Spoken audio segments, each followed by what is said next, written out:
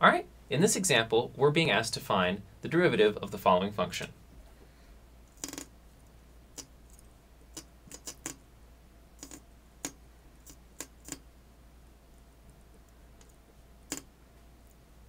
Okay, now notice we have a function inside of another function, and so we're going to have to make use of the chain rule, which I will write out in the abstract right quick.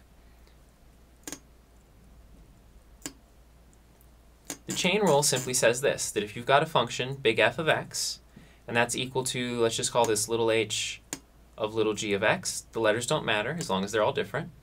If I do the derivative of the whole function, what the chain rule tells me is that first I take the derivative of the outer guy, this h, but I leave what's inside alone, and then I simply multiply by the derivative of what I left alone, what was inside. So this would be times g prime of x.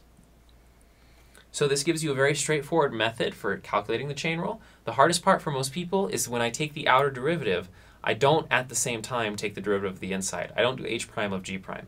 I leave that alone. And then when I'm done, I multiply by the derivative of the inside.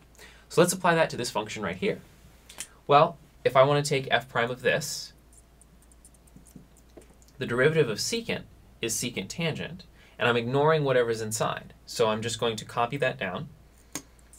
Secant of cotangent of x times tangent of cotangent of x. That's the derivative of the outer function, because the derivative of secant whatever is just secant whatever times tangent whatever. Now I just need to multiply by the derivative of cotangent.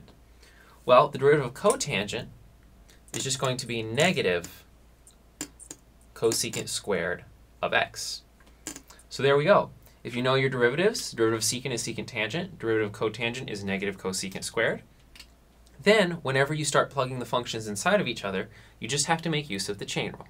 And that is this question.